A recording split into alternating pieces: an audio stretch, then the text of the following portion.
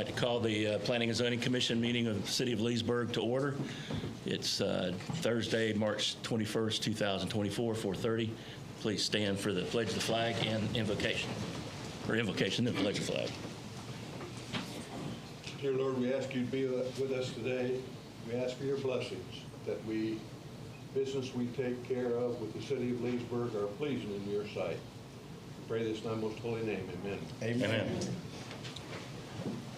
I pledge allegiance to the flag of the United States of America and to the republic for which it stands, one nation, under God, indivisible, with liberty and justice for all. Thank you very much.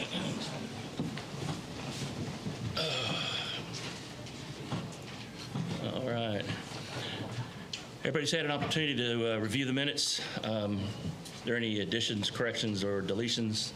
If not, I'll accept the motion. Mr. Chair, I'd like to make a motion to approve the minutes from February 22nd, 2024. I'll second that motion. Any discussion? Roll call. Commissioner Kelly, Yes. Commissioner Kaplan, Commissioner Kaplan. I'm sorry, Minutes. Approval of minutes, vote. I'm sorry. The vote right now is on approval of the minutes from last meeting. Yes, I approve. Commissioner Sanders, Yes. Commissioner Bowersox, Yes.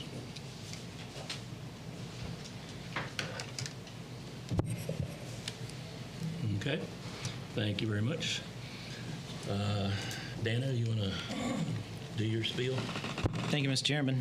I'd like to welcome everyone to the March 21, 2024 Planning Commission meeting of the City of Leesburg. My name is Dan Miller, Planning and Zoning Director for the city.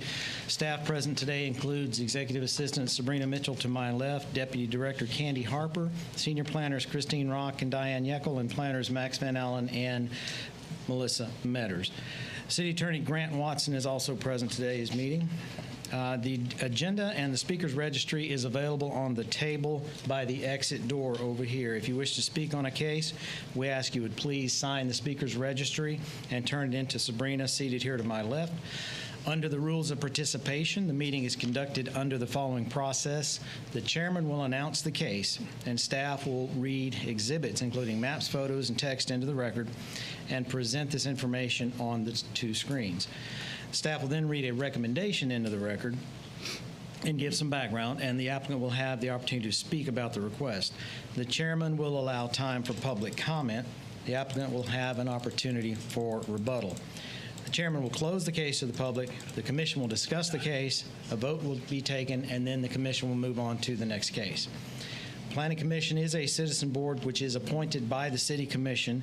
They're charged with two major responsibilities. The first is to make final decisions on cases such as variances and conditional uses. And the second is to make recommendations for issues to be heard by the City Commission. There are 8 cases on today's agenda. Of those 8 items, 1 will be postponed. 2 are final decisions by the Planning Commission. Those are variances. And 4 are recommendations of this board to this commission, to the City Commission.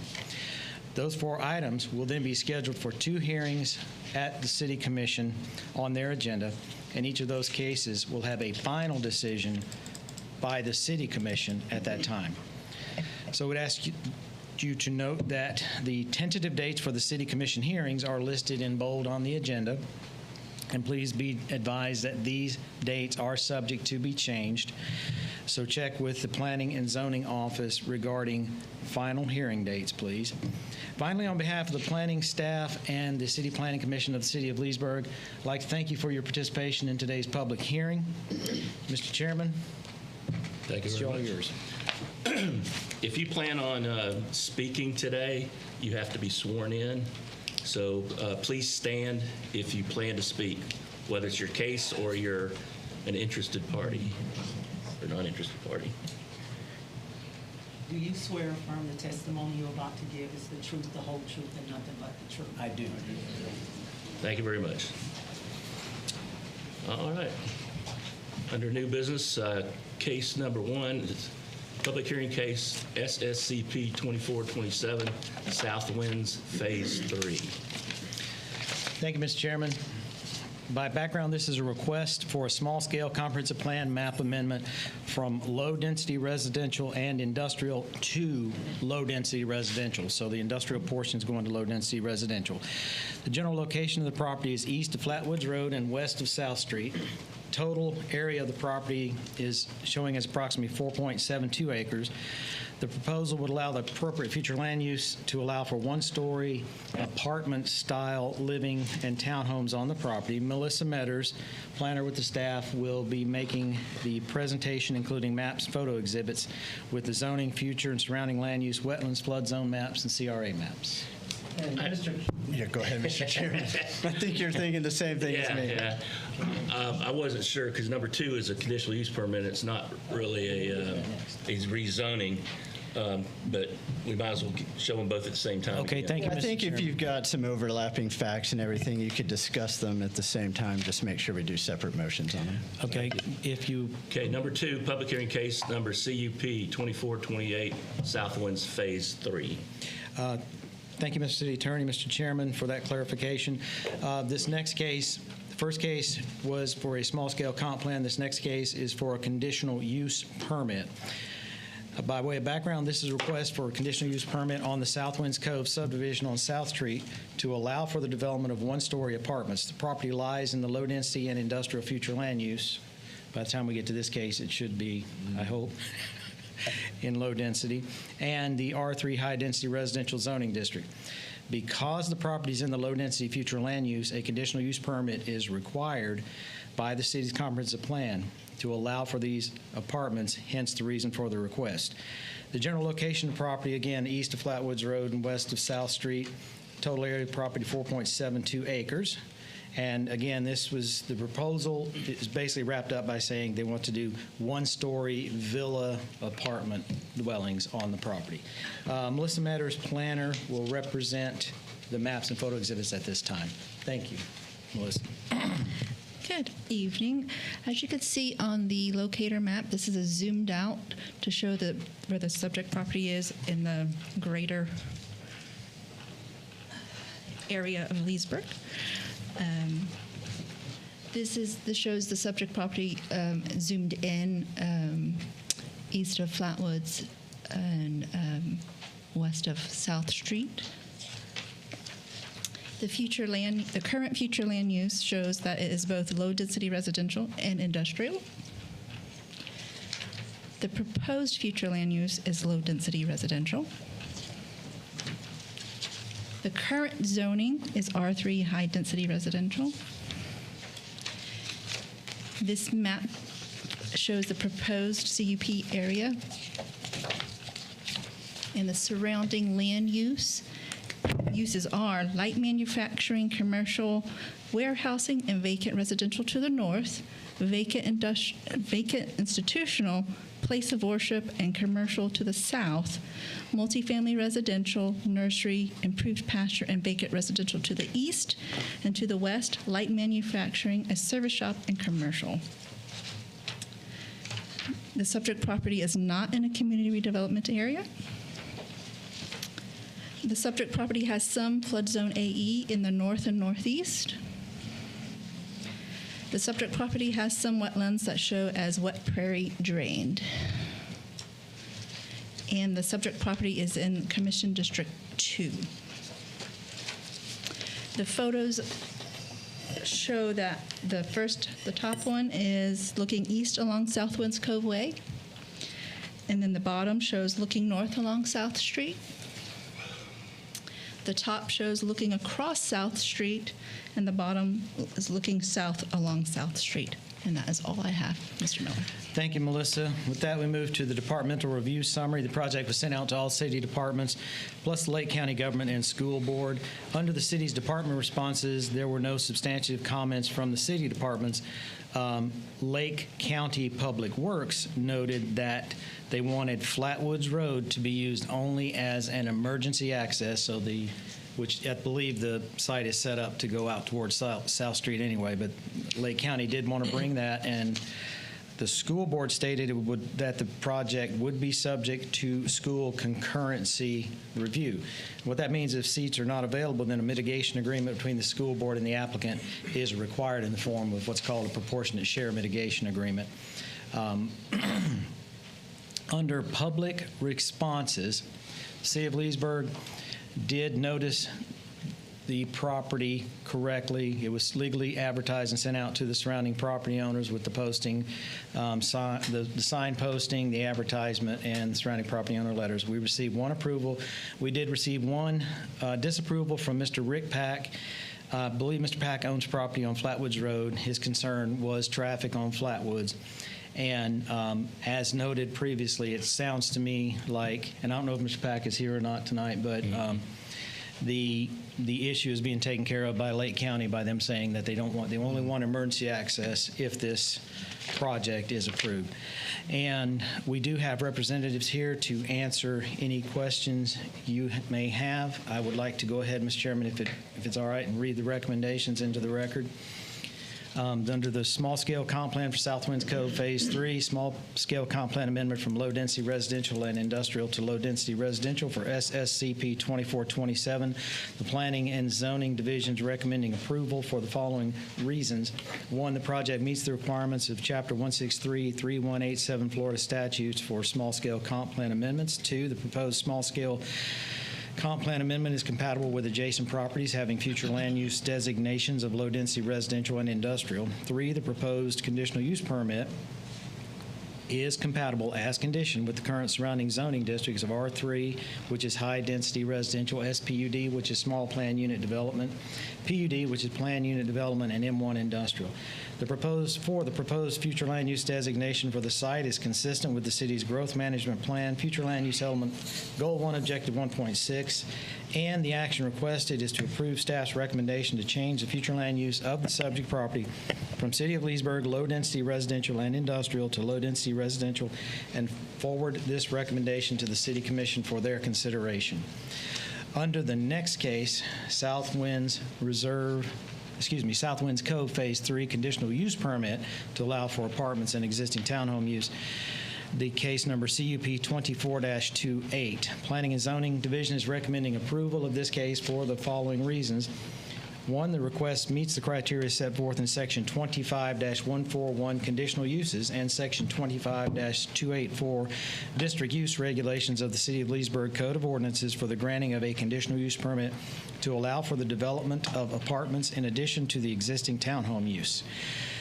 Two, a conditional use permit is required for the proposed use under Chapter 25-284, the use table. Three, subject to the conditions listed below, the proposed conditional use does not appear to create a detrimental impact on the surrounding properties.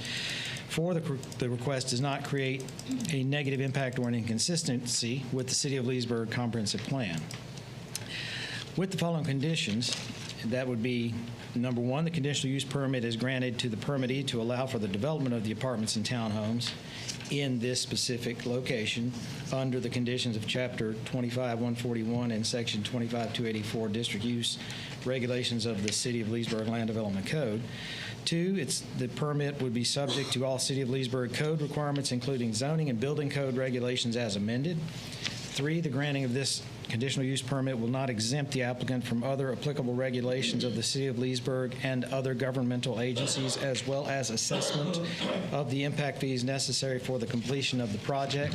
Four, violation of the conditions herein may result in this permit becoming null and void. And five, the conditional use permit must be properly executed by the applicant and filed with the P&Z division, that should read department, within 90 days from the date of approval, or it will become null and void and they'll have to reapply. Finally, the action requested is to approve the conditional use permit for the subject property to allow for apartments in addition to the existing townhome uses. And as I noted earlier, Mr. Chairman, we do have representatives here to answer any questions you may have for the project. Thank you. Thank you, sir. Are there any questions from staff? Okay. No, sir. Does the applicant wish to add anything or make comments? No, Chad Moorhead, Madden Moorhead and Stokes, 431 East Horatio. No, we agree with staff recommendations. We're here to answer questions. Thank you. Any questions of the applicant? Thank you. All right. And there's no one here to speak, correct? I mean, no one from the audience. Okay. All right, well, we'll close to the public and for discussion and render a decision. Is there a motion on the Sure. Mr. Chair, I'd like to make a motion to approve public hearing case number SCP 2427. All right, have a motion. Is there a second? Second. Thank you. Any discussion? All right, roll call? Commissioner Kaplan, Yes. Commissioner Sanders, Yes. Commissioner Bowersox, Yes. Commissioner O'Kelly, Yes. Commissioner Sinnott, Yes. Commissioner Simeoni, Yes. All right. On public hearing case number CUP 2428, South Winds Phase 3, conditional use permit, do we have a motion for that? Yes, sir. Mr. Chair, I'd like to make a motion to approve public hearing case number CUP 24-28. Thank you. Is there a second? Second. Second's been made. Any discussion on the motion? All right, roll call? Commissioner Sanders, Yes. Commissioner Bowersox, Yes. Commissioner O'Kelly, Yes. Commissioner Kaplan, Commissioner Simeoni, Yes. Commissioner Sinnott. Yes. All right. Moving right along. Look for the next case here. A lot of pages. All right, new business number 3, public hearing case number PUD 2430, Denham Village Plan Unit Development.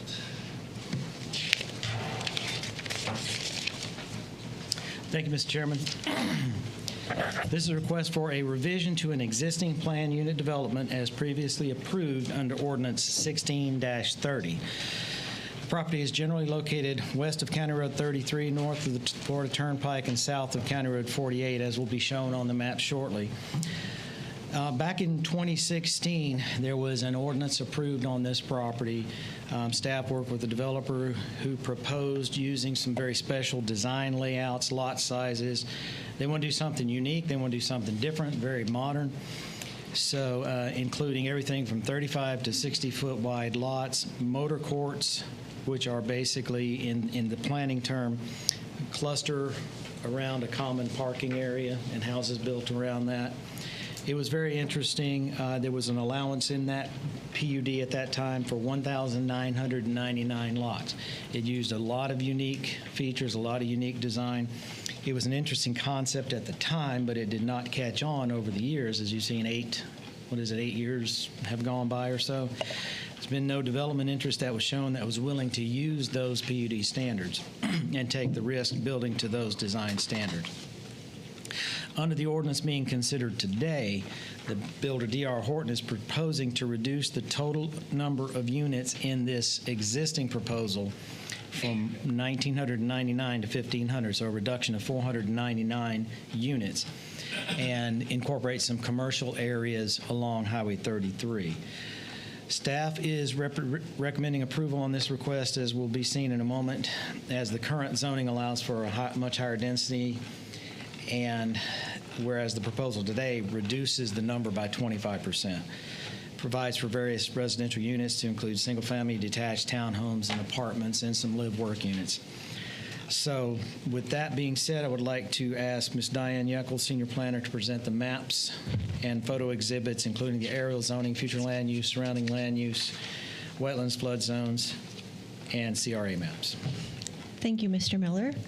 So our first slide, we have a broader view of the subject property shown as west of 27, west of 33, and north of the Florida Turnpike and south of CR 48. And we have a closer aerial now showing that the subject property is west of 33, north of Florida Turnpike, and south of County Road 48. And for the zoning, to the north and south, we have City PUD, Planned Unit Development, and City P, Public. To the east, we have City PUD, and to the west, we also have City PUD. And Lake County zoning, we have to the north and south, Lake County A, Agriculture. To the east, we have Lake County HM, Heavy Industrial. And to the west, we have Lake County A, Agriculture. The proposed zoning is the PUD, Planned Unit Development. And for Lake County future land use, we have to the north, Lake County Urban Medium Density.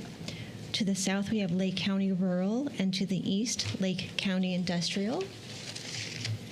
And for city future land use, we have to the north, City Neighborhood Mixed Use, City Institutional, City Industry and Technology Commerce Park, and to the south we have City Neighborhood Mixed Use and City Estate Residential, and to the east we have City Neighborhood Mixed Use and Estate, and to the west we have City SP Mixed Use.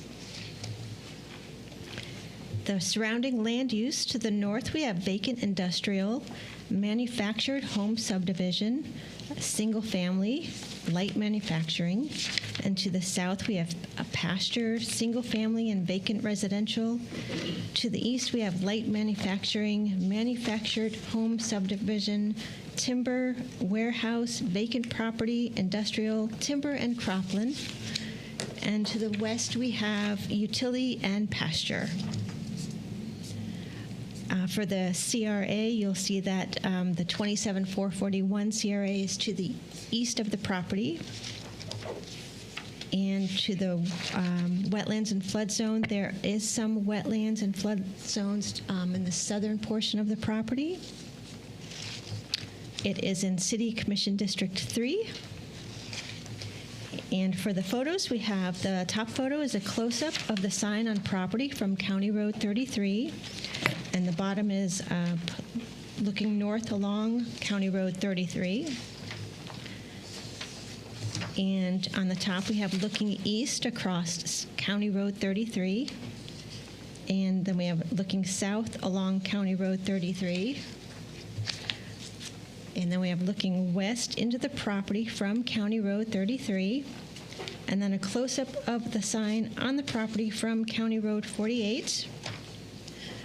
And we have looking northwest across County Road 48 and looking southeast into the property from County Road 48.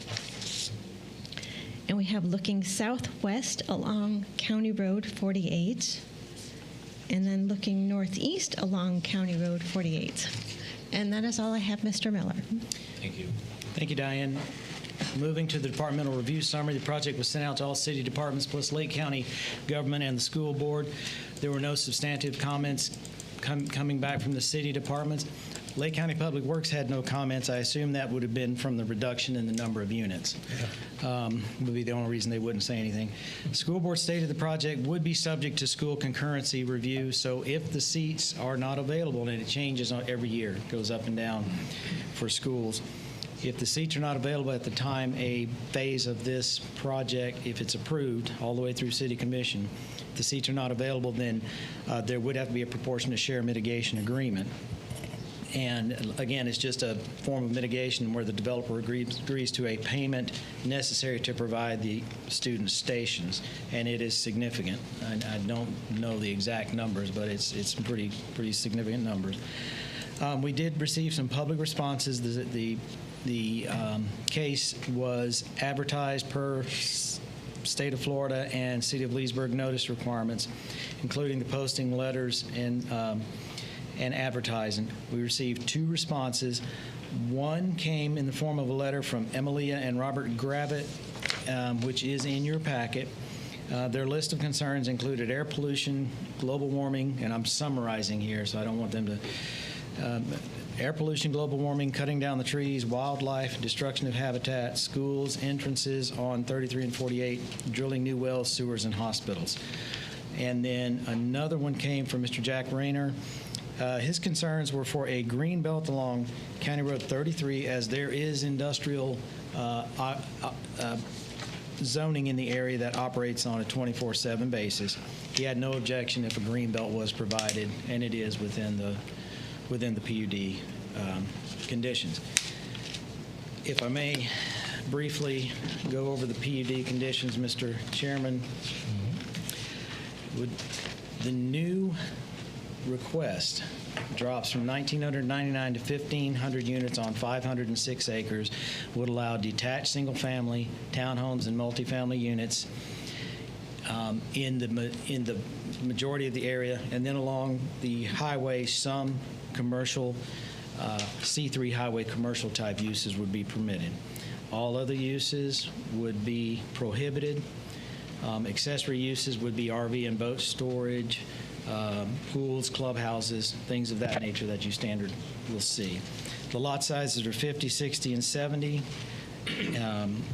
and there are 340 townhomes total, 240 multifamily units, which would be one apartment complex, and then 49 live-work units. Adding all those up equals 1,500.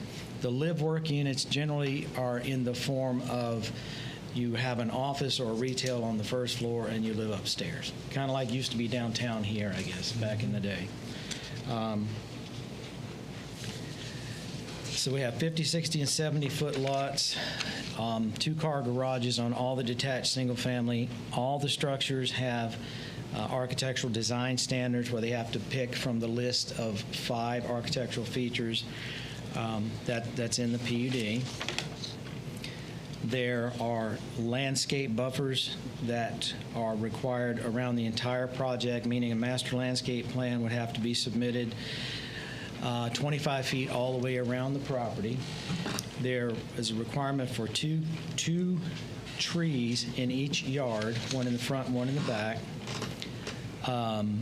A split rail fence shall be installed along the length of County Road 33 and 48 fronting the property. There is a requirement along the turnpike. There's an option that we put in here. One, you can do a 6-foot wall, solid wall, or the other would be a 5-foot berm with a 6-foot fence at the apex of the berm. Either way. We did add, based on city commission requests in previous zonings, add a condition that the city will not be liable for design, funding, and construction for any future noise-reducing efforts, any construction requirements. The buffers are distinct from the lots, the platted lots, and they are required to be maintained by the HOA.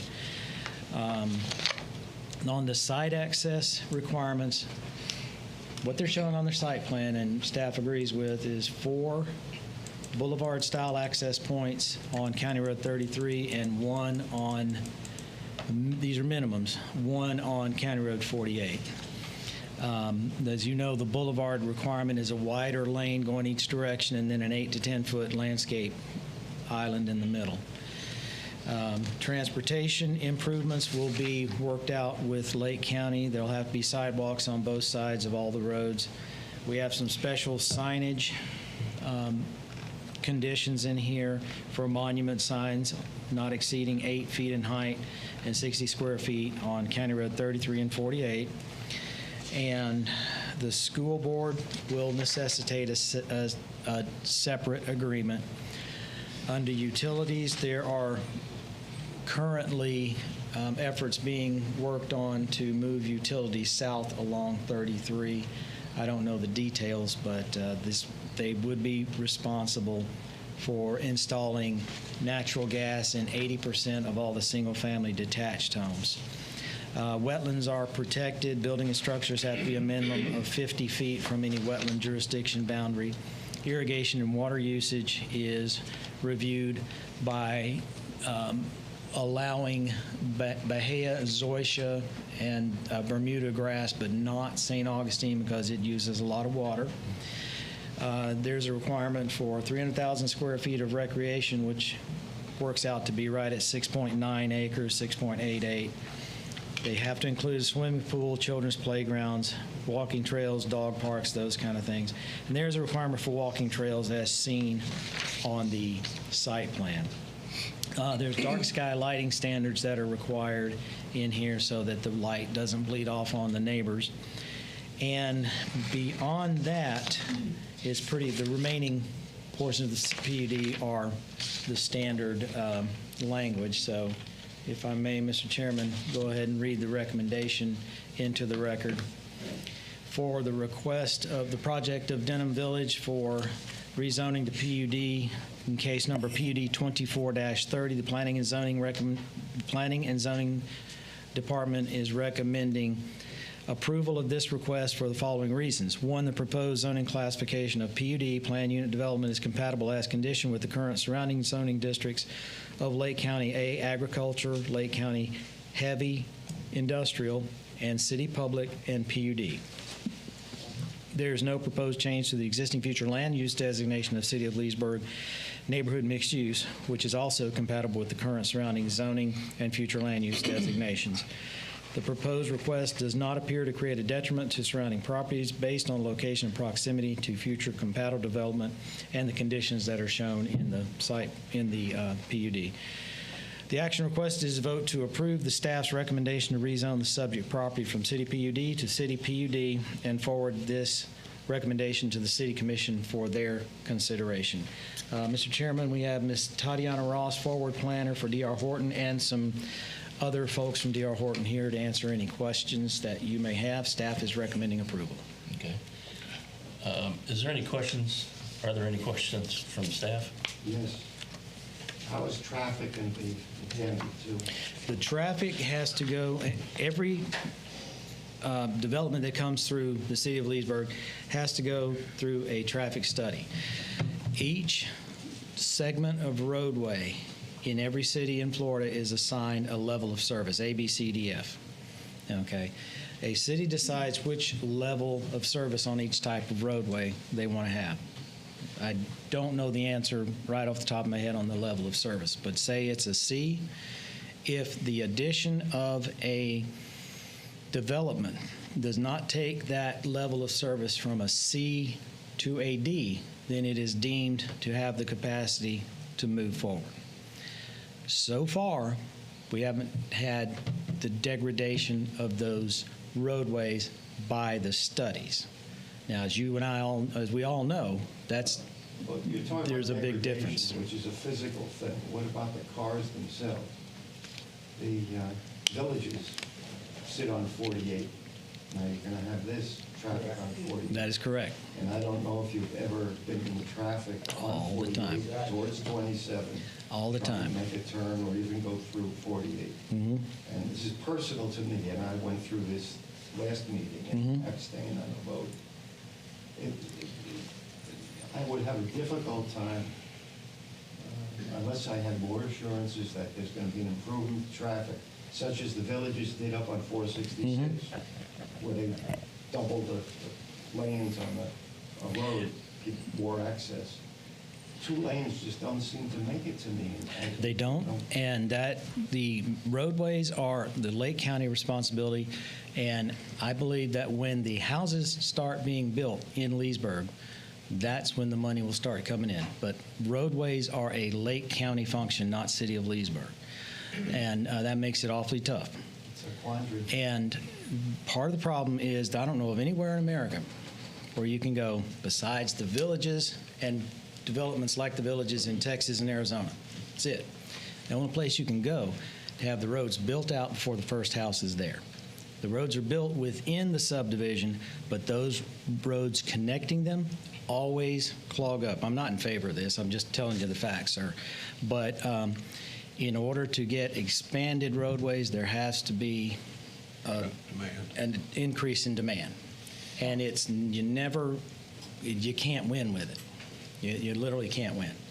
And I understand your point and respect what you're saying, because it is extremely difficult. I have to go through that intersection all the time at 33 and 27. 33 and 48. And 48 and 27. And all the others around here, we're out and about all the time.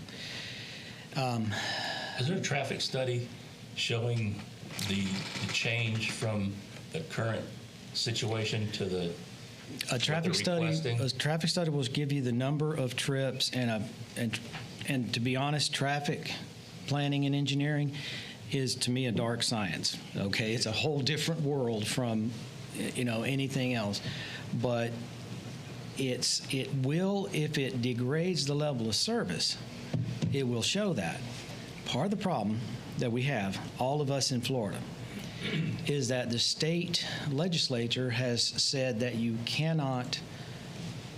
we can't disapprove on our end, as far as staff, a plan if it fails just for traffic. And that doesn't make any sense, but that's the law. And that makes it very difficult.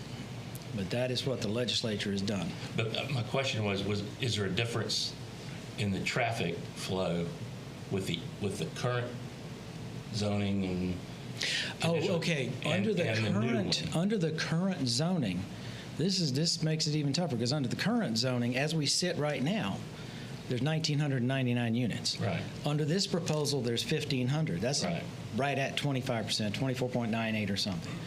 So this is actually a reduction in what would be there otherwise. And that's partly why we want to see it happen, because it's reducing that. This particular development goes back to at least 2016, and I can't remember what was on there before 2016, but there was some other zoning in the city there as well. And this is it's just a simple fact. If this passes, then the neighbors have less development and less traffic than if it doesn't. And that's the reason I asked that. Yes, sir. And I thank you for asking that. Because it's already 8 years ago, it was approved for the 1,900. Mm-hmm. So if it goes through for the 1,500, that's 499 less, fewer homes, whatever unit, fewer units, whatever form, single family, townhouse, apartment, live work unit. That's almost 500 less than what it would be. Okay. So it's a very tough decision, and okay. Any other questions? I have one more question of course. The fact that it has been approved for more, and they reduce it, and of course traffic is an issue. Stuart, I agree with you. It's always after the fact that they want to fix the road. Always. And if we turn it down for traffic, do they have a legal recourse to jump back at you? Well, I think that, to Dan's point, there are some legal constraints as far as the traffic situation's concerned. Right. I think here the indications are that traffic would be reduced here. So I think it would, again, I respect everybody's position and certainly opinions and vote how they want to vote. But I think that, as Mr. Miller was explaining, that this likely would be an improvement compared to what they could build. As far as, yeah, exactly. Now, I don't know how the commercial might impact that if there was commercial on before, the previous, so there may be some impacts from the commercial. But I think without anything concrete showing, definitively that this road is going to fail because of that, it certainly puts the city in a difficult place, particularly staff. Yes, it does. Okay. Anything else? Okay. Applicant like to come forward? Yes. Please state your name and your address. My name is Tatiana Ross. My address is, I'm with D.R. Horton. I live right in Orlando, Florida, 7100 Altus Way. Thank you. You're welcome.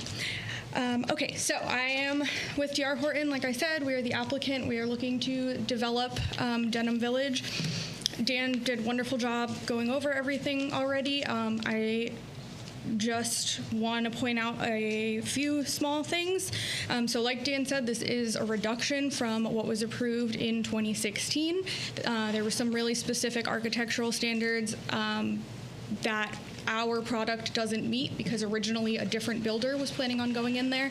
Turned out not to work out for them. So we are willing to now reduce the amount of units to be able to build the product that we want to bring to Leesburg for people to be able to purchase. So that's my big thing, really. We're trying to, reduce the units here. It's of almost 500 unit reduction, so it is a pretty big reduction. So we want to bring our homes here, and we want people to buy them, obviously, but we want to do it the way that works for everyone. We have had many discussions with staff. We've had multiple meetings with them about this. We're happy to work with staff and everybody else and just make this work for everyone so that everybody can benefit. But if there are no other questions for me, that's it. I just wanted to give a little background. Thank you. Any questions of the applicant? Thank you. Thank you. Mr. Chairman, I did have discussion with a couple of folks right before the meeting who, and they may want to speak as well, they want to get on the record that they do have easements back to their property. They're on the north side of this property, and they have easements, and they want to be sure to be on the record, and I wanted to help them with that. And then I did immediately after that speak with Tatiana and the group from D.R. Horton. So we're going to make sure, I want to put this on the record, we're going to make sure that those easements are honored. Legally, they have to be, and I'm not trying to, okay, but they do have to be honored. Staff is aware, and we will make sure that they are. So thank you, sir. Thank you very much. Okay, I have 4 people that have signed to speak. You don't have to speak. If you want to speak, that's fine. You'll be limited to 3 minutes. I ask you not to repeat what the previous person talked about because, once we hear it, we've heard it. I'd like to call up Danny Watson. Do you still want to speak? Yes, sir. Okay, come forward. Trying to figure out how to do this.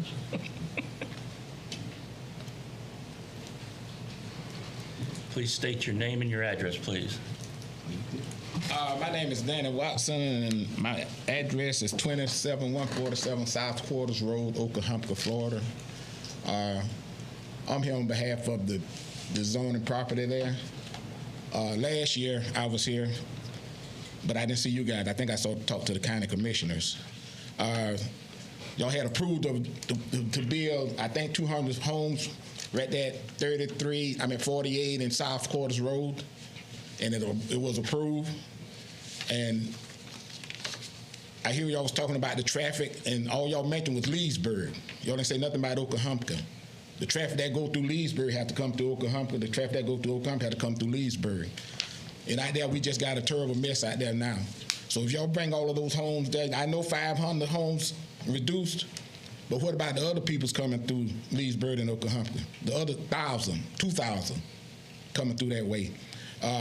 We have a lot of senior citizens out there in that area, and they complaining about the traffic. And I know we can't stop. What you call them? Progress. Growth. Yes. But it's just terrible. And I don't know how far Leesburg gonna go to the county or something, the county line. I don't know, how much the county gonna give y'all to rezone.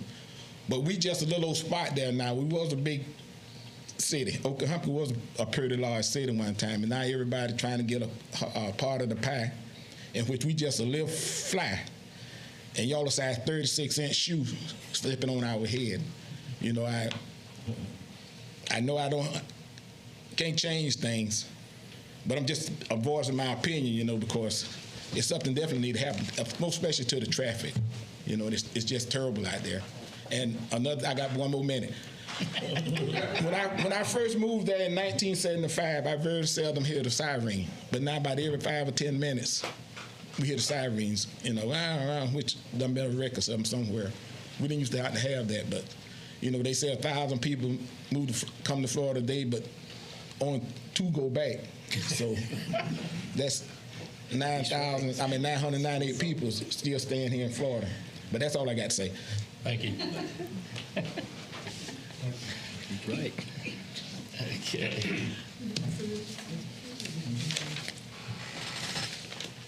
Okay, George Waters.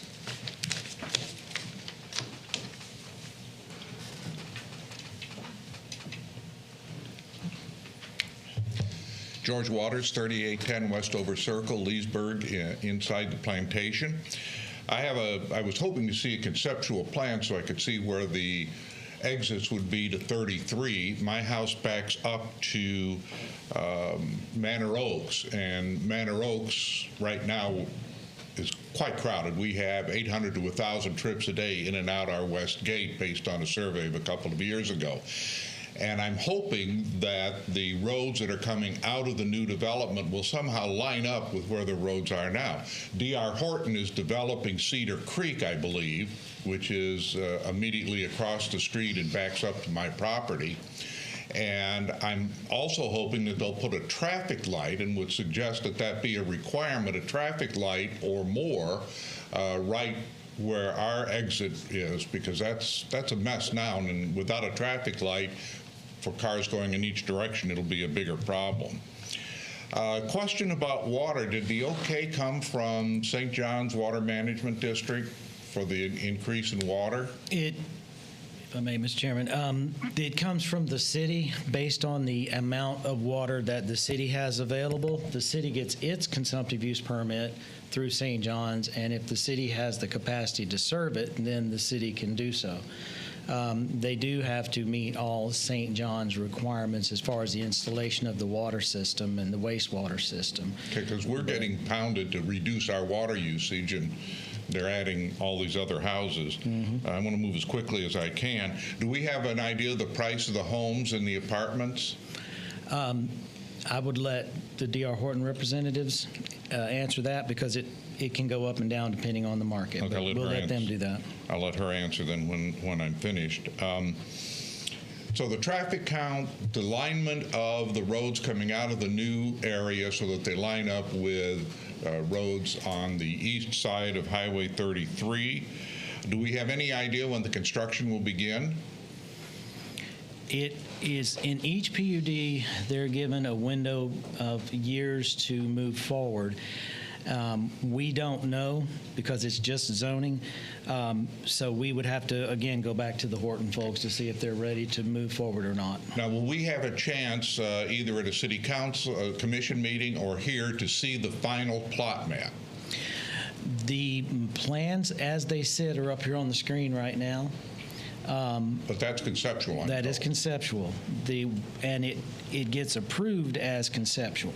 The final plans are reviewed at an administrative level, so they are not subject to public input. They have to be substantially consistent with what's being shown now. The issue there is that sometimes you get into the property and you'll have soil or drainage issues that, and when you do the soil borings and things like that, so they have to shift a few buildings around. Doesn't always happen, but it does from time to time. So they have to be substantially consistent with what you see here, and it has to meet all of the conditions of the PUD zoning, which I went over when I was But it will making not that. be represented to the city commission or this commission? Well, actually, it's still got 2 hearings to go after tonight. No, yes, but I mean the final. The final plan would not, because that's an administrative process. But this PUD and this concept plan still have 2 more hearings to go. Beyond that, I just want to make sure everybody understands that. I know that. I can see that you do. And that's time. Thanks. Thank you. And we'll invite D.R. Horton's folks. Not yet. Let me finish. We'll invite them back up after everybody spoke. That way they don't have to come back and forth, back and forth, back and forth. All right. Caitlin. Caitlin Gillardy. Yeah. Do you wish to speak? Yes, please. Okay. Sorry about that. Oh, it's okay. It's not my maiden name. My maiden name was so much shorter. Ms. Smith? Yeah. Hi, my name is Caitlin Gillardy. I live at 26645 County Road 33, the L-shaped property north of the property that's on the screen right now. My biggest concern was the easement there because we're the only property that uses that easement. So during time of building, are they going to try to use that easement for their construction companies or anything else to come in and out of the easement? Currently, the cattle people that lease the farm use that easement. So sometimes there's a little bit of like a head-on collision almost where you can't get in and out. So that was kind of my biggest concern. May I ask, Mr. Chairman, a question? Sure. Is the easement on your property or on this property? It's on mine. Because if it's on your property, yeah, because I'm thinking it must be on the other property for there to be an easement to allow you to cross onto your property. The only way onto the property is on By the easement. So Yep. that easement gets preserved. We can put you together with the Horton folks and try to work something out, because that can't be the only entrance they will need for the life of this development, and they may not need it at all. I hope so, because that's the only way in and out of the property, and there's literally just a car length. You can't even it's not a two-car length. Generally, there are construction entrances which have the rock out there to keep the dirt from coming out, and those have to be maintained. So, if you'll stay after the meeting, we'll get you with the DR Horton folks so we can get that going right away. I will definitely try. I have to drive back to Jacksonville. Okay, well, you have my car. Maybe right after the case. Okay. You could do it then. Yep. That would be much appreciated. Yeah, but I was very concerned about all of the people coming in and out, and we have livestock and horses, and I don't want anyone to get hurt. Call me tomorrow, and I'll make sure you Thank connect you so if much. you have to drive back. Yep. Yes, sir. Thank you. Thank you. Okay, thanks. All right. Mark Thibodeau? It's Thibodeau. Thibodeau. Excuse me. Public school education. Golly. My name is Mark Thibodeau. My address is 3020 County Road 48, the only property on 48 that this affects. Thank you for what you said about the traffic, because right now it takes me more than 15 minutes to get from my house, my driveway, just to where Publix is across the street for the gym. I have to cut through the business park to be able to get through instead of the light at, 40, 48, and 33. And to address a couple other things, I didn't buy my property until July of 2020, so I was unaware of this proposal. I only had 3 days to make the decision, actually 1 day, to make the decision to purchase my property, which I had searched for a long time. There was already an oral contract on the property. I had meant to make a cash offer. My property's paid for in full, okay, through my family trust. Every day I get to see cows. I like seeing cows. I don't like seeing people. I spent 6 years pararescue in the Air Force, the most dangerous job in the United States military. Cows give me peace and tranquility. I don't want you to take that away from me. I know there's nothing I can do to stop this, but I will become the biggest pain in your ass you've ever met. Please watch your language. Oh, excuse me. I'm sorry, but I didn't know there was virgin ears. Very rude. Yeah. I'm not real happy about this at all. I'm trying to contain my anger, sir. Please do. This was a dream property for me. I like the peace and tranquility of the property. I have another business in Claremont that I'll be selling next month, and I'll be spending all my time at my business on the property. If there's ways to appeal things, I'm going to do it. If there's ways to oppose things, I'm going to do it.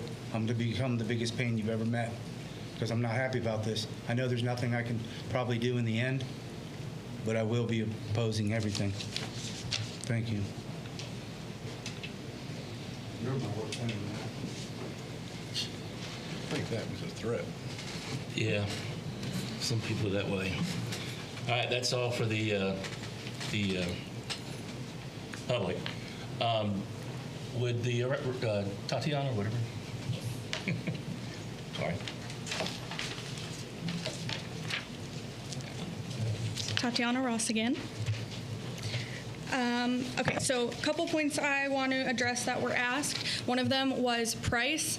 As we all know, the housing market does change a lot, so I can't make any promises to price. What we are underwriting right now for this is around an average sales price of $350,000 for a single family, $325,000 for a townhome. I can't speak to the price of the apartments because D.R. Horton is not developing the apartments, but they will be market price, market rate. We are conducting a traffic study. I want to make that very clear to everyone. I understand the concern with traffic. We're conducting a traffic study. It will be reviewed by the county and the city. Any recommendations that come from that traffic study are things that we will have to do in order to move forward with our development. So we will see what comes from that, and we will do whatever comes from that study. I also heard somebody mention construction start. Again, one of those things that is a little bit hard to predict, but we are thinking around 2 years is when we will be able to start development, just because we have to go through our entitlements here and then our construction plans and on all that process, working on the utilities and everything. So it'll be a little bit, but we are slowly chipping away and trying to get there.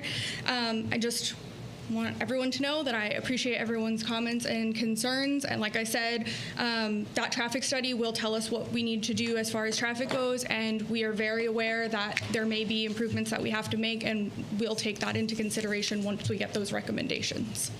Thank you. That was all the questions, I think, wasn't it? I think there was something about road alignment with other neighboring D.R. Horton communities. Yeah, do you know anything about the engineering with the road alignment? Right here. That's what Mr. Don was looking for. Yeah, it looks like it lines up with that, whatever that road is. Mr. Waters, I'm sorry. Middle right. Right here. Okay.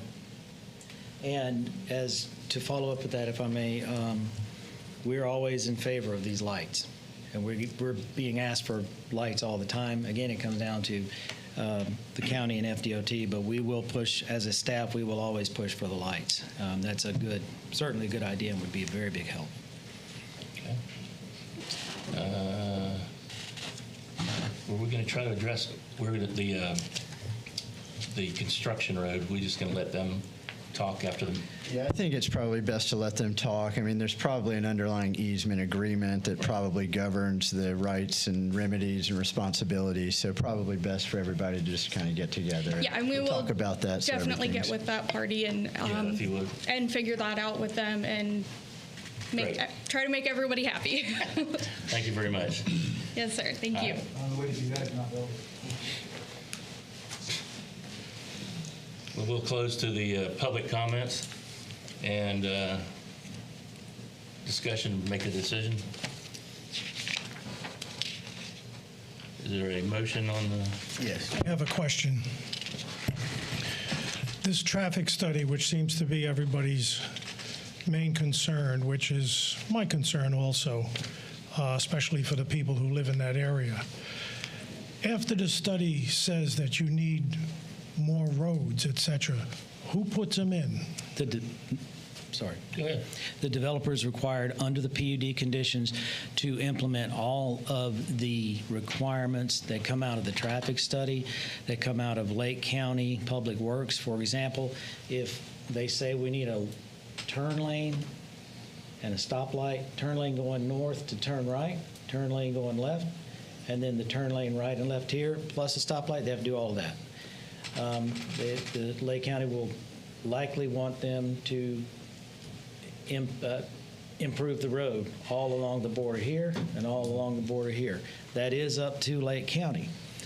But I have rarely seen them pass an opportunity to get a road widened by a developer. I don't know if I've ever seen them pass that opportunity. So but it is a responsibility of the developer. So to be clear, the developer widens the road, That's pays correct. for it? Yes, pay for it when he puts in the development. That is correct. Okay, thank you.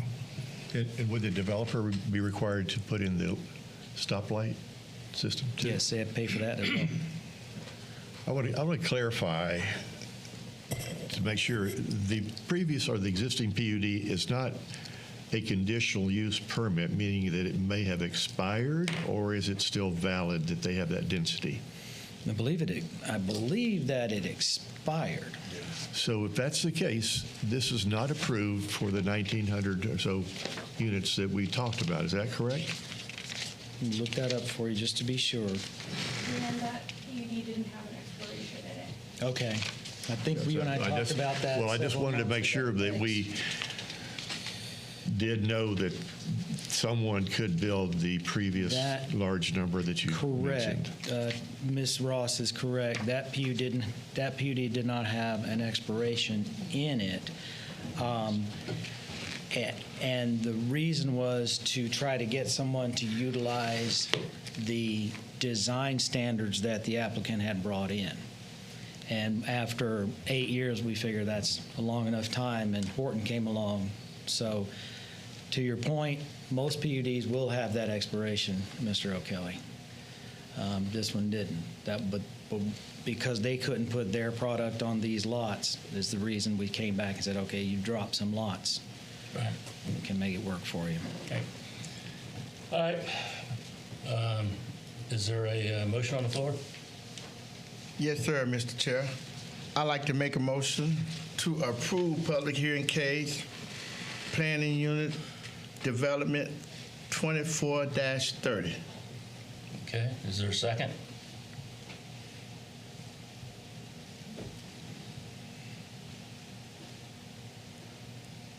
No second? No second. Okay. Guys of lack of a second? Which is a denial. Huh? Which would be a denial. I don't know that it's a denial. There was no approval. There was no formal denial. If there was a motion, a negative motion, then it could be denied, but there is no such motion on the table. I'd like to make a motion to deny the request. I'll second that motion. Okay. Any discussion on the motion? All right. Roll call. Commissioner Bowersox? Yeah. I agree with the motion. Okay. Commissioner Kelly? Yes. Commissioner Sennett? No. Commissioner Sanders? No. Commissioner Simeone? Yes. Commissioner Kaplan? Yes. 1,900 homes. All right. Thank you very much.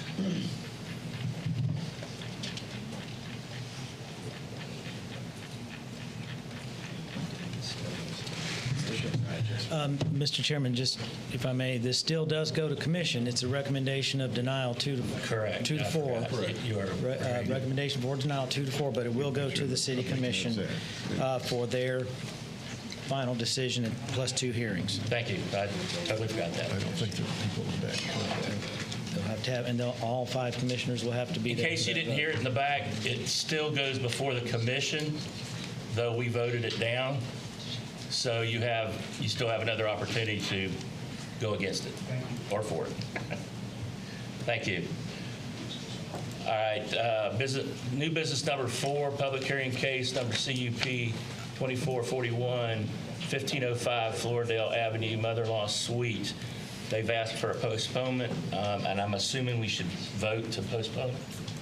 We can do that. That's fine. I think if we would announce the date, time, and location for the postponed meeting, just to avoid advertisement issues. Gotcha. And they will come back. It's postponed to April 18th, 2024. You don't need a motion? Yes, I do. I move that we agree to postpone CUP 3441. I second that motion. Any discussion or roll calls? Whatever you say. You sound like Foster Brooks. Sorry. I choked. I never change. That's all right, buddy. Roll call. Commissioner Bowersox? Yes. Commissioner Kelly? Yes. Commissioner Sennett? Yes. Commissioner Sanders? Yes. Commissioner Simeone? Yes. Commissioner Kaplan? Yes. All right. New business number 5, public hearing case number VAR 2434, Banning Ranch Telecommunications Tower variance. Thank you, Mr. Chairman. The subject property is generally located west of County Road 33 and north of Ashwood Street, what is known as the Banning Ranch property on South County Road 33. You may recall the commission, this planning commission and the city commission have approved rezoning cases on this property in the past.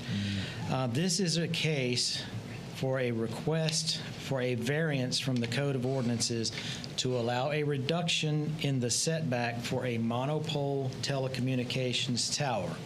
We all think of the telecommunications towers as the old metal triangles all stacked up together. The technology has changed over the years. This is a monopole. And basically the city's current telecom codes allow for a maximum height of 300 feet from ground level. In this case, the request is for, I believe it's 145 feet. And the current code calls for a 100% fall radius or fall zone, meaning that the tower has to be able to fall the length of the height. In other words, fall out the length of the height.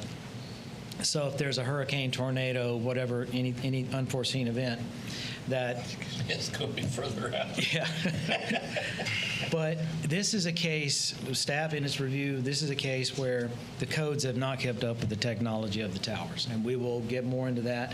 At this point, I'd like to ask Ms. Max Van Allen to present the maps and photo exhibits, including the aerial zoning, future land use, surrounding land use. If I may, just real quick, because you just made the comment, because I tend to be against variances from what I've learned in the past, but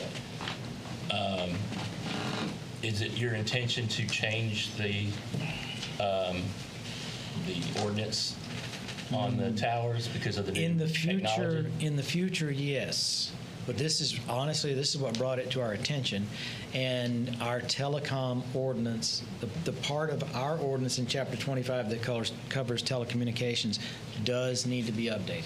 Okay. So it is our intention to change the ordinance in the future. Okay. In this particular case, it's technology that's made this variance palatable. Mr. Chairman, you still have time. I don't care. I don't need it yet. No, it's down 13 minutes. Well, do we need it? No, I just said turn it off. Thank you. Thank you. I got you. You got it. The low CD over there? Okay, go ahead, please. Or something like that. Thank you. The locator map shows the subject property as directly west of County Road 33 and southwest of Florida's Turnpike. The aerial map shows the subject parcel in question as the entrance to the Banning Ranch. Overall development is just this one parcel we're talking about today. The current zoning on the property is PUD, surrounded by city PUD to the east and west, and RE1 to the east. The subject property is surrounded by Lake County A agriculture to the north and south. The existing future land use designation is neighborhood mixed use, and the property is surrounded by neighborhood mixed use to the west and east. The surrounding Lake County future land use is rural to the north and south. The proposed action on this parcel is a variance and does not change the underlying zoning or future land use. Surrounding land uses include residential to the north and south, and pasture improved to the west and east. There is some flood zone present on the western half of the property, and there are also some wetlands present on the western portion as well. The subject property is in Commission District 3. Signs were posted on March 5th, 2024. The top image is a close-up of the sign on the property from County Road 33. The bottom image is looking north along County Road 33. The top image is looking east across County Road 33. And the bottom image is looking south along County Road 33. And finally, looking west into the property from County Road 33. Thank you. Thank you.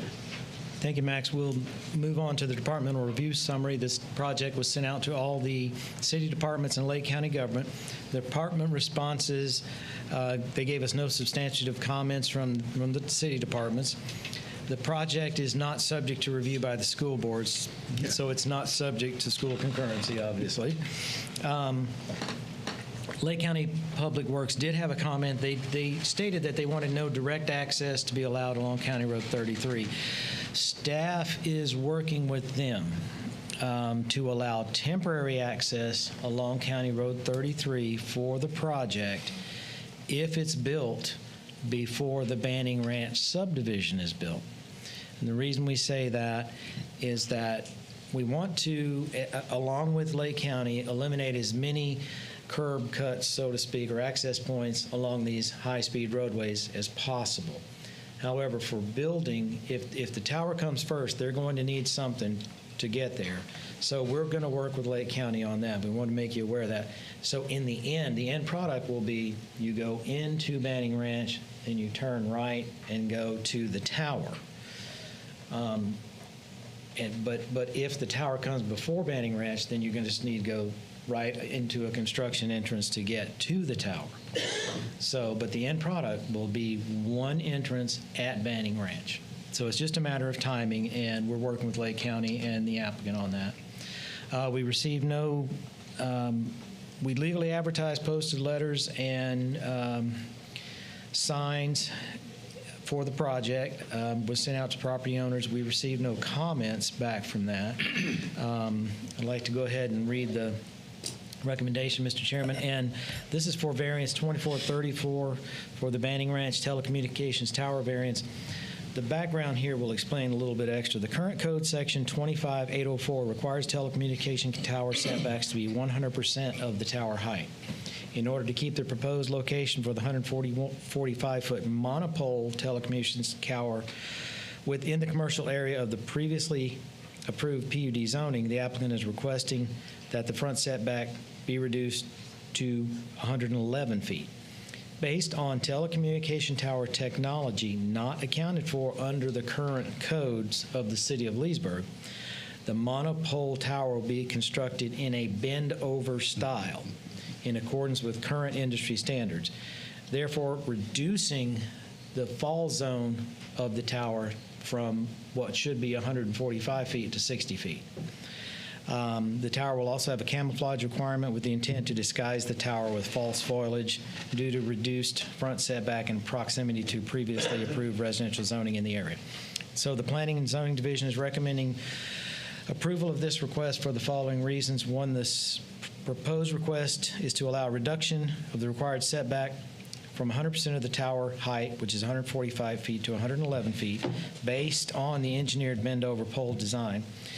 Two, the proposed request will allow for a disguised telecommunications tower to increase the telecommunications service area within South Leesburg. Three, this variance to the current PUD zoning does not create a negative impact or detriment to surrounding properties, the City of Leesburg Code of Ordinances, or the adopted comp plan. And the action requested is vote to approve staff's recommendation to allow a variance to Section 25804 telecommunications tower setbacks to allow the 145-foot monopole telecommunications tower with a 111-foot front setback within the existing PUD zoning. And, of course, that's dependent on using the bend-over, I hate to say bend-over technology, but but the engineering. Yeah. So we only knew as a staff, you can have a monopole, you can have coverage, you can have all kinds of things. But when they brought in the engineered, signed off on plans that showed this part will break first and it will work, then we felt like from a common sense standpoint, it was fair to push the variance forward. It is staff's intention in the future to change the code to allow this. Okay, thank you. Any questions, staff? All right. Is the applicant here? Is there anything you want to add to it? My name is Jennifer Frost from AnthemNet Inc. Our address is 5944 Luther Lane, Suite 725, Dallas, Texas, 75225. Thank you, staff, for all of your hard work and working with us. They've summarized everything beautifully. If you have any questions, I'm happy to answer them. But we agree with all of their conditions, and thank you. Any questions of the applicant? Yeah. At what point or what wind speed will this tower bend over or break? I don't have that exact number in front of me, and I do apologize for that. We are required to design to the Florida Building Code, including all the wind speeds in certain classes. So as far as the bend over pull design, think of it like a bendy straw. The bottom 85 feet of the tower is going to be over-designed, so in the unlikely event of a failure, the top 60 feet is going to fall over. This is going to be so over-designed that further failure is very unlikely. I understand that the bottom half will be there, but I was just wondering what does it take for it to really fold in half? Depending on where you are in Leesburg, the Florida Building Code, and I'm not an expert on this, but is either 130 or 140 miles an hour sustained winds. So it has to be built to withstand 130 or 140, and it just depends on exactly where you are in Leesburg. Most of it, I think, is 130. Yeah, but that's the bottom half, Dan. Mm-hmm. And the top half, at what point does it? It would still have to meet that same standard. So I don't know. I'd have to turn that over to the building official. The entire tower will be designed to meet that minimum requirement. Anything else? Thank you. Thank you. All right. We'll close to the public and render a decision. We'll make a motion. Okay. Mr. Chairman, if you'd like, I'll make a motion. I would like. I'd like to move to approve VAR 2434. I second that motion. All right. We got a motion and a second. Any discussion? All right. Roll call. Commissioner Simeoni? Yes. Commissioner Kaplan? Yes. Commissioner Barfox? Yes. Commissioner O'Kelly? Yes. Commissioner Sennett? Yes. Commissioner Sanders? Yes. Thank you very much. All right. New business number 6. Public hearing case number VAR 2451 HTEAO sign variance. Thank you, Mr. Chairman. For variance 24-51H, TEAO, HTO, is what they call themselves, new business in Leesburg. They're requesting a variance from section 25-424, parentheses F, parentheses 8, the menu board. Subject property is generally located east of North 14th Street and north of Citizens Boulevard. This is the old, I think it was the vitamin store and the Long John Silver's, and that's as far back as I go. Me too. Nothing prior to that. But across from the Social Security office. Everybody's nodding their head, so you know where the Social Security office is, right? No, I got a bad neck, so You're the I was just moving my head around. But it's a variance from the Code of Ordinances to allow an increase in the size of the menu board. This is, again, a situation where staff believes that the codes have not really kept up with the times. For example, COVID has increased the use of drive-throughs, I don't want to say exponentially, but significantly in the restaurant business. So it's caused us, as a part of that, to rethink some things that we want to do in the future with our codes. With that in mind, Ms. Max Van Allen will be presenting the maps and photo exhibits, including the zoning, future land use, surrounding land use. Quick question. Yes, sir. What is the current code? 32 square feet. And they want 38. Okay. Thank you. The locator map shows the property is generally located west of West North Boulevard, US 441, and east of North 14th Street, US 27. The aerial shows the property is at the corner of North 14th Street, US 27, and Citizens Boulevard. The existing zoning is C2 community commercial, surrounded by C2 to the northeast and south, and C3 to the west. The existing future land use designation is general commercial, and the property is surrounded by general commercial future land use to the northeast, south, and west. The proposed action is a variance on the subject property. Surrounding land uses include office, bank, restaurant, vacant commercial, and shopping center.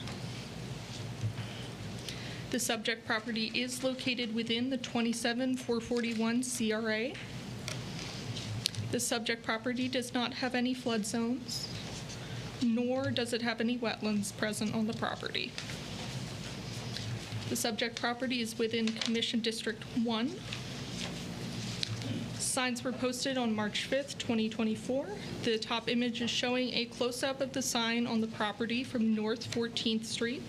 The bottom image is looking north along North 14th Street.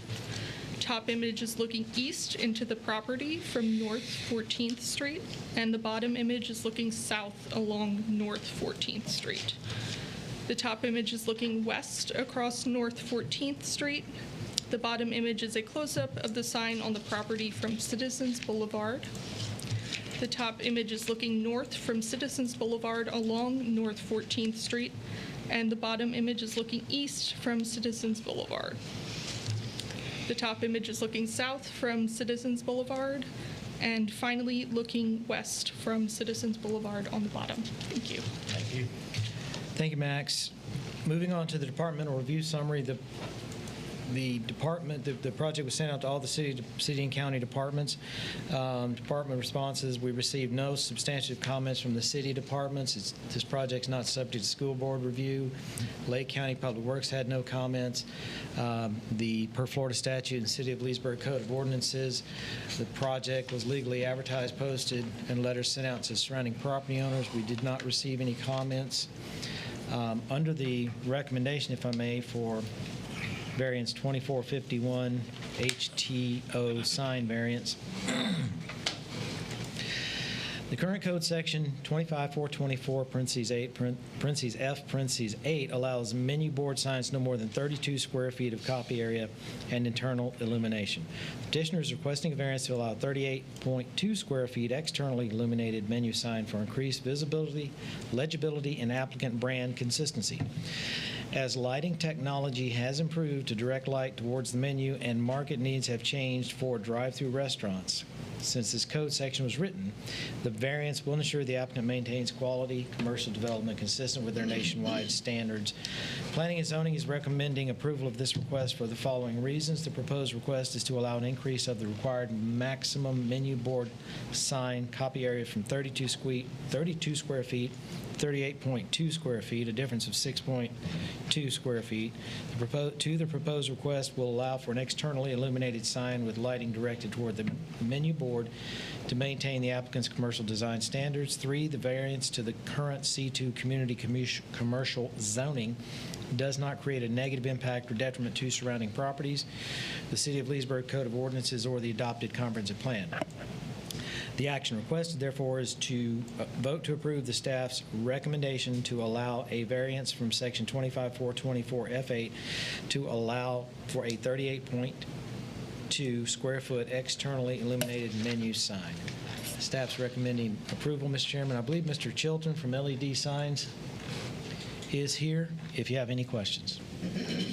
Okay. Any questions of staff? I got a question again. How high is the sign going to be? Is it going to block any additional traffic going? That's a main intersection there. Good question. From the way it's located, it won't block any traffic at all. Let's see. If you can see on page, thank you, Diane, if we can point it out here. The menu board sign is up here,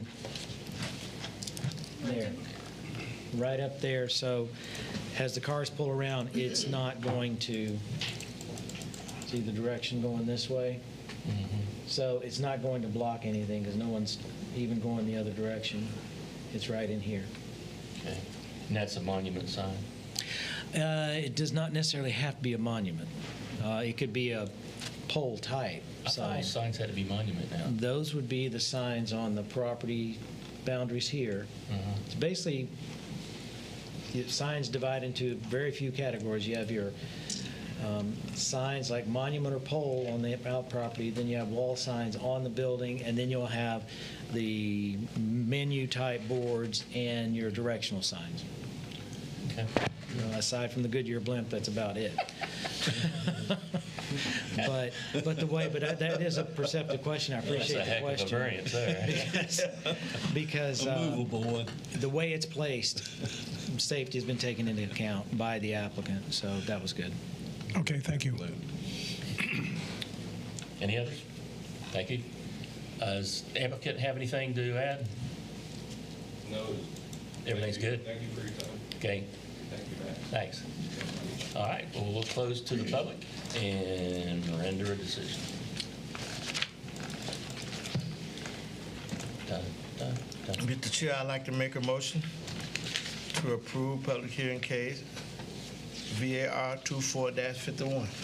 Thank you. I'll second it. All right, any discussion? Roll call, please. Commissioner Sennett, Yes. Commissioner Sanders, Yes. Commissioner Simeone, Yes. Commissioner Kaplan, Yes. Commissioner Barsad, Yes. Commissioner O'Kelly. Yes. Thank you very much.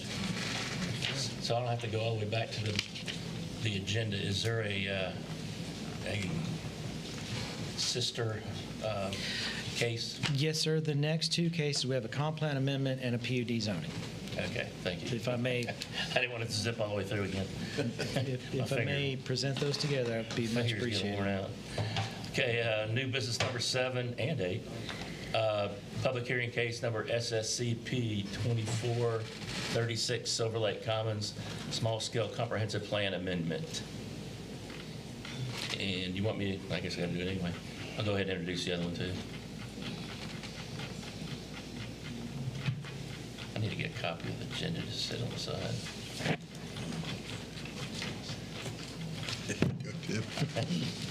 I'm almost there now. Thank you.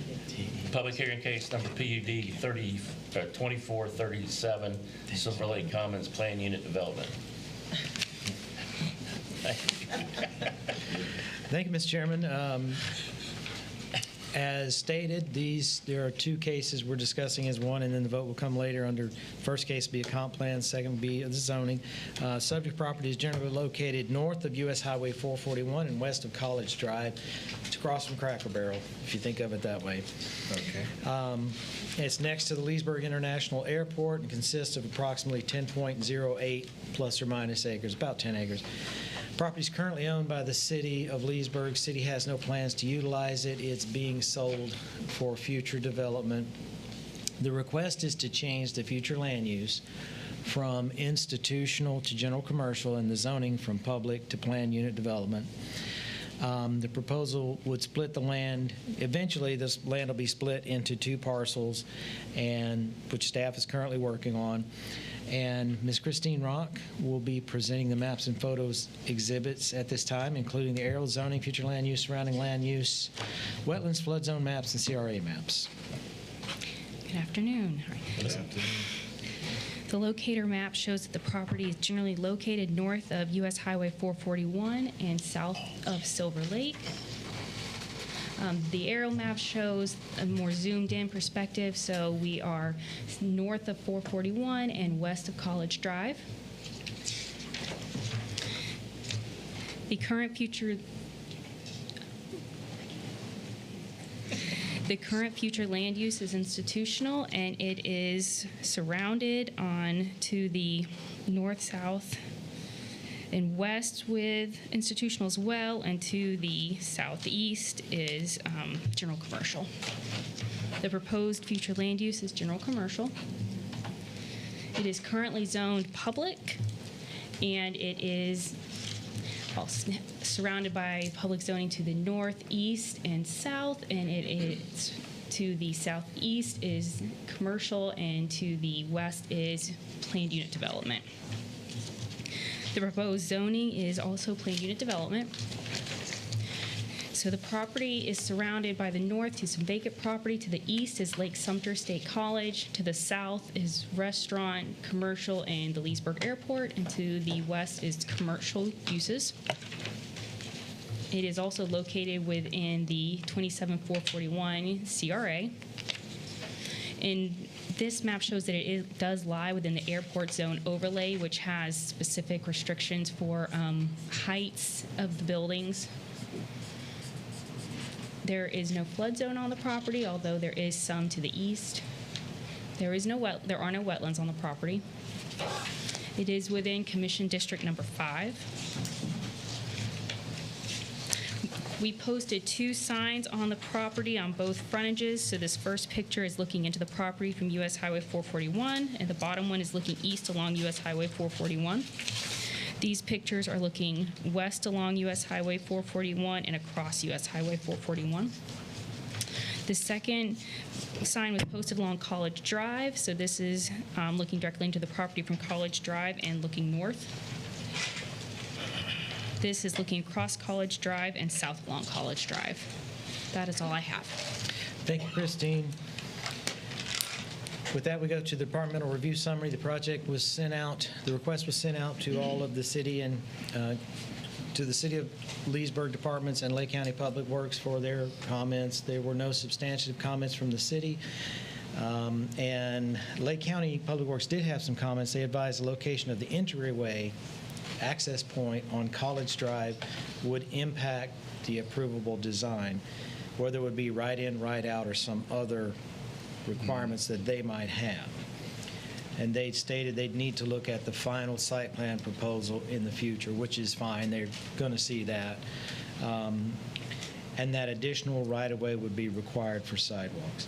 The project was sent out, legally advertised, sent out to the surrounding property owners and posted, and we received no comments regarding that, the project.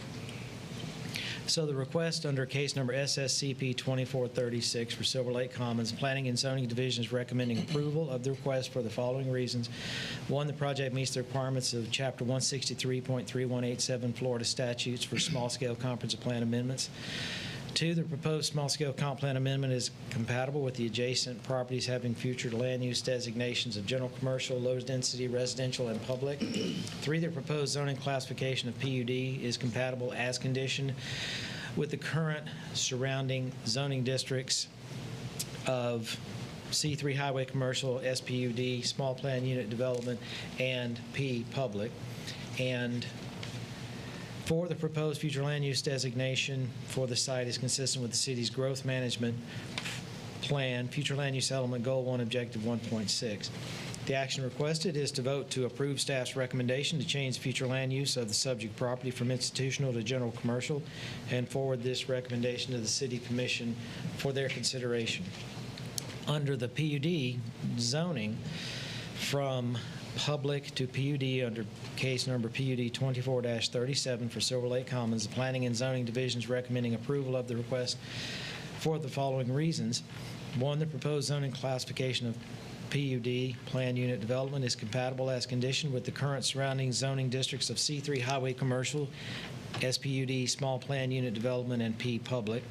2, the proposed small-scale comprehensive plan amendment is compatible with the adjacent properties having future land use designations of general commercial, low-density, residential, and public. 3, the proposed future land use designation for the site is consistent with the city's growth management plan, future land use element, goal 1, objective 1.6.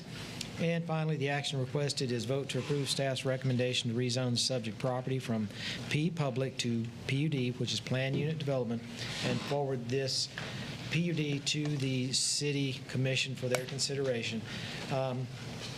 As this property is located adjacent to the airport, we've been careful with the uses. General retail, they are requesting a gas station, restaurants, pharmacy uses, professional offices, medical offices, urgent care, pet care, coffee shops, daycare. There's a number of things that can go in there. And then we can control that development by controlling it as the C3 highway commercial zoning district, like all the other in there. The key here is that the property is located in the construction and height restriction zone for the Leesburg International Airport. What that means is they have to get, the applicants have to get with FAA, the Federal Aviation Administration, and talk to them about any development they want to have. So what we've done is said, okay, you're right next to C3, you got C3 all around you, you can do the C3 uses. However, you are going to have to talk to FAA. And there's our airport manager, Tracy Dean, is well aware of the project and is working with them. So we've simply gone in and put in a basic PUD requiring a minimum of one access point, architectural standards, landscape and buffer requirements, the standard for a commercial PUD that we would do. Nothing in particular, but we wanted to bring to your attention that this will come to the attention of the FAA, and they do have specifics that they go through in terms of height, distance, flight zones, everything else. So that is taken care of. And to jump in on what Dan's saying as well, residential would also be prohibited on this property, not only from a city zoning standpoint, but from an FAA standpoint. So there's going to be a covenant that's recorded on that property that would prohibit residential development as well. Thank you. Is that it? Yes, sir. Is Mr. Joe Schuman? Is there any questions of staff before we get started? No, sir. Oh, you answered mine because the FAA, I knew was going to get involved. Yes, sir. Somehow. And Mr. Chairman, Mr. Joe Schuman is here. Sorry, I forgot to introduce him just a moment ago. Sorry to disappoint you. I'm not Joe Schuman, but I'm McGregor Love, 215 North Eola Drive from the Lowndes Law Firm here on behalf of the applicant. But you did a great job. We concur with staff's recommendation. I'm here to answer your questions. We also have Mitch Collins, who's the project engineer, who has been working through the civil plans if you have more detailed questions. Thank you. Any questions of the applicant or representative? Thank you. All right, we'll close to the public and render a decision. On public, on the case number SSCP 2436, do we have a motion? I got it. You got it. Mr. Chair, I'd like to make a motion to approve public hearing case SSCP 24-36. Thank you. Is there a second? I'll second it. After this. Whatever. Okay, arm wrestle. Take a pick. Commissioner O'Kelly? Yes. Commissioner Sennett? Yes. Commissioner Sanders? Yes. Commissioner Simeoni? Yes. Commissioner Kaplan? Yes. Commissioner Bowersox? Yes. Thank you. On public hearing case number PUD 2437, Silver Lake Commons Plan Unit Development, do we have a motion? Yes, sir, Mr. Chair. I'd like to make a motion to approve public hearing case PUD 24-37. Thank you. You're welcome. I'll second it. You got it. No, he got it. I beat you to it. Second. You're third. I think Ted's got it. Commissioner Bowersox? Yes. Commissioner Kaplan? Yes. Commissioner Simeoni? Yes. Commissioner Sanders? Yes. Commissioner Sennett? Yes. Commissioner O'Kelly? Yes. Thank you very much. Thank you. Any other business to come before us? No, sir. Okay. Well, we just about got into pizza time, didn't we? Just about. All right, motion to adjourn. So moved. All right. Seconded. Give him that second.